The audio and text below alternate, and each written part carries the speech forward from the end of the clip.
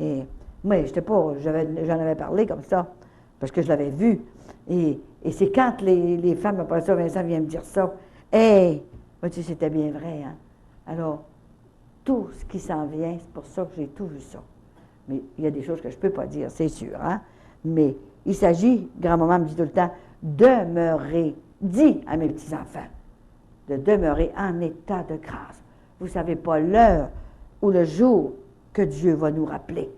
Peut-être un par un, peut-être tous ensemble aussi. Alors, quand on est prêt, il n'y a aucun danger. Elle m'a expliqué la mort, c'est rien. Il ne faut pas avoir peur de la mort, c'est rien. Elle m'a montré comment c'était. Tu pars toute seule. Tu respires d'un bord, tu vas respirer de l'autre bord. Il y a comme un voile. Il y a un voile comme ça qui nous sépare. Elle m'a montré sur une montagne, elle était comme dans une grosse étoile, c'était un voile. Elle a dit, regarde comment tu vas passer. Alors, le voile, elle est traversée à travers le voile, puis c'est tout de suite là. Hein? C'est pour ça que je vous dis, quand je lui ai demandé, c'est qu'il y a beaucoup de gens qui vont au ciel, tout de suite, après la mort, elle a dit très, très, très peu, et dans le purgatoire, la plupart vont dans le purgatoire pour des 1000 ans. Et je l'ai écrit parce que je n'en revenais pas. Et dans l'enfer, un très grand nombre vont immédiatement dans l'enfer, précipités dans l'enfer. Et ce n'est pas Dieu qui précipite, c'est eux autres qui se précipitent, eux autres mêmes.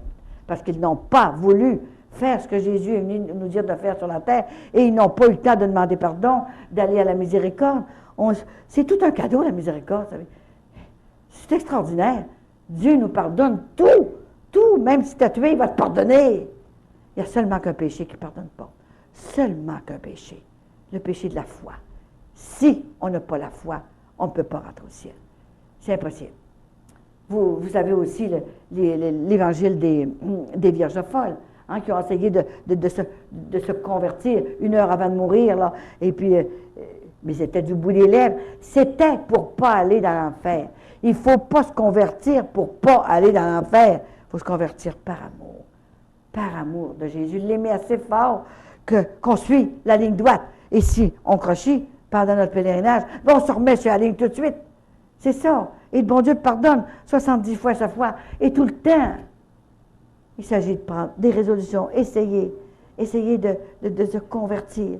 Essayer de devenir meilleur de jour en jour, tout le temps. Et de suivre ses commandements.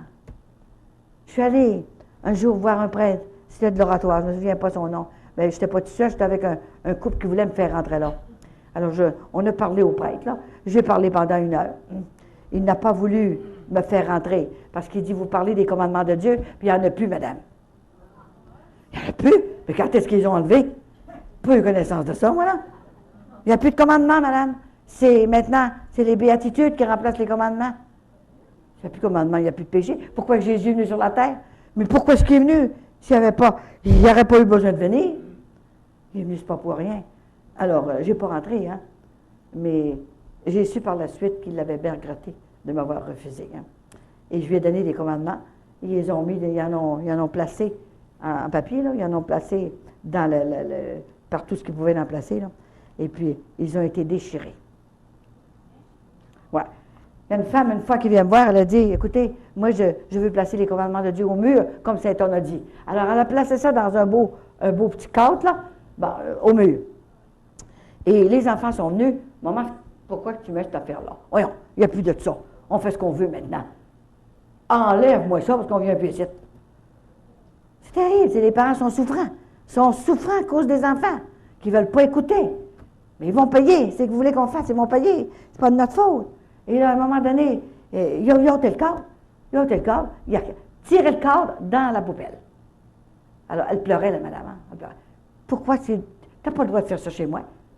Moi, je ne le ferai pas, c'est toi. Comment ça fait que tu viens de ranger mes affaires chez moi? Elle est obligée de se fâcher. Quand tu reviendras chez nous, mon petit garçon, tu t'assiras, puis tu t'écouteras ce que c'est que j'ai à te dire. Et là, à un moment donné, elle me dit ça, elle dit, qu'est-ce que je vais faire? J'en ai mis un en papier. Un autre enfant est arrivé, puis il t'a déchiré ça. On ne met pas d'affaires de même après le mur. C'est trop difficile à suivre. Ouais. Alors, elle a dit, qu'est-ce que je vais faire, madame? Avez-vous une idée? Qu'est-ce que je vais faire? Oui. Ben, j'ai dit, savez-vous, vous allez le mettre dans la chambre de toilette. Juste en avant de la boule de toilette. OK? Et là, et vous allez demander à grand-maman Sainte-Anne que vos enfants soient constipés. Assez constipés pour qu'ils puissent apprendre les commandements. En avant de la bolle de toilette, comme ça, là. Et là, imaginez, il fallait bien, là. Il ne pouvait plus sortir. Il fallait bien qu'il lire, hein.